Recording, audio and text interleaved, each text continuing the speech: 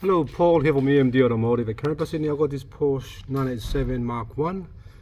I'm working on, I was doing some work yesterday, and today I've got this horn not working, so I'm going to show you the pins on the horn on this car is controlled by CAN bus. It's very hard to actually diagnose when nothing works, so I have look at the actual fuses and the basic wiring and signals. When you press the horn on this 987, this one here, when you press the horn, nothing works. Alright, nothing works on this car. So what I've done, I've checked the actual horn at the front. The horn's fine. Wiring harness from the horn to the actual front end ECU, which is down here, inside there, that's fine. So then I have to check from the CAN bus signal, that's fine as well. And then I put everything apart here. I had to put the airbag back on. Check the steering column switch signal for gateway, that's fine as well. Check the actual clock spring inside here, that's fine as well. There's a lot of things I had to check on this car here because I know the horn was working, and I found the wiring connection. One of the pins came out on the switch, and that's why I actually that's what I found today. So I'm going to show you what I mean. Hardest thing with diagnostics is actually time consuming.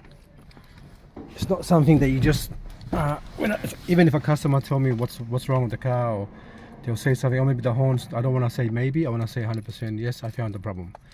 So there's a lot of signals I had to check, a lot of multimeter check as well on this car to find the problem. I narrow it down to the actual, I knew the problem has to be here because the front end ECU was controlling, the horn was working, and I could activate everything, but there's no signal.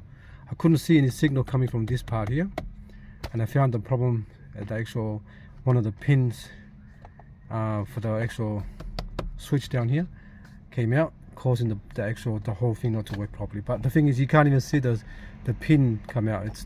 Look at the wiring harness, normal. It's actually when you take the horn out, the pin goes back in. When you put the horn back, when you take the airbag out, the pin goes out, it goes in. When you put the airbag on, the pin, because you're pushing it in, the pressure from the actual airbag wiring harness goes like a little loop like that. So when you push the airbag in, the pin comes off the horn switch, causing it to actually have this problem. So let me show you what I found. Now it's working, but I've got to actually fix the wiring properly. So now it's working. A lot of time I have spent on this one here, but that's just how it is with diagnostics. I've got to check it, find the problem in black and white before I actually confirm anything. So lucky for this customer, he's not going to pay for any parts. No parts to fix the horn because I found the problem. What I found is the catalytic converter, not the actual catalytic converter on this side here, the cat on this side here, left hand side, it's not working properly. It's faulty, causing the engine light to come on, that's bank 2 catalytic converter is faulty.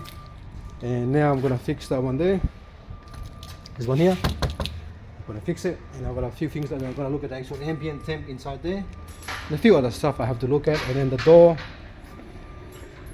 I didn't do the door yet. I didn't do the door because I needed to actually fix that horn, more important than this one. So now I'm going to strip the actual door trim off to find the problem with this customer here. Alright, it's a lot of work, a lot of diagnostic work as well involved. Guesswork is not in my book. It has been black and white. You've got to go through a lot of wiring diagram and all that stuff to make it work. But I'm going to send this video to the customer so they can view it and understand what's happening. Okay, thanks for watching, and please subscribe.